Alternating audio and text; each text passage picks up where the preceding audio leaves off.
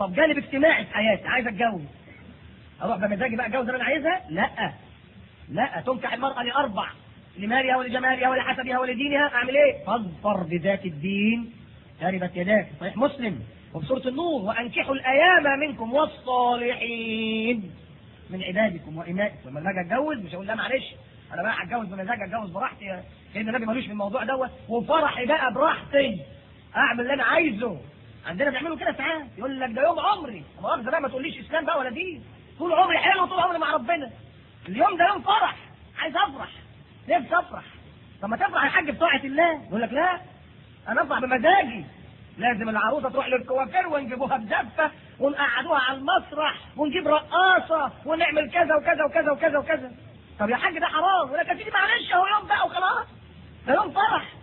انت تقول للراجل مخه ضرب، طب نروح للست بقى يا حاج يرضيك اللي بيعمله الحاج. يقول لك بقول لك ايه، انا من يوم ما خدت ابوه ما شفتش فرحه، عايز افرح بقى النهارده، سيبني افرح براحتي. يا نهار ابيض، انت افرح حاجه كده برضه مخك ضارب. لا حول ولا قوه الا بالله.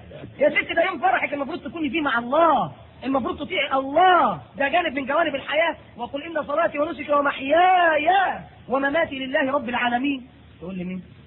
اذا لابد الجوانب كلها تكون لله. طب ايه الحل لو واحد يعني اتبع في حته وبقى ما شاء الله عليه وفي حته منيل خالص؟ الله يقول في سوره البقره: افتؤمنون ببعض الكتاب وتتركون بعض؟ لا. وتنسون بعض؟ لا. وتؤجلون بعض؟ برضه لا. افتؤمنون ببعض الكتاب وتكفرون ببعض؟ هو اللي قال لك دي اللي قال لك دي، انت بتلاقي في ناس بتفتح المصحف تلاقي يقرا في القران كده يقول لك الايه دي حلوه طبقها دي، اقلب كده لا بلاش الصفحه دي، بلاش الصفحه دي، الصفحه دي. الله، هو ايه اللي قال دي؟ هو اللي قال دي هو الله، هو الله عز وجل. ما تنقي في المصحف تاخده كله يكتبه كله، هو كده هتلاقي أأنتم أعلم أم الله؟ ومن أصدق من الله قيلا ومن أصدق من الله حديثا. يبقى زي ما تقول قال الله حاضر يا رب كله. أفتؤمنون ببعض الكتاب وتكفرون ببعض فما جزاء من يفعل ذلك منكم إلا خزي في الحياة الدنيا، ده في الدنيا هنا، ويوم القيامة يردون إلى أشد، مش العذاب، إلى أشد العذاب.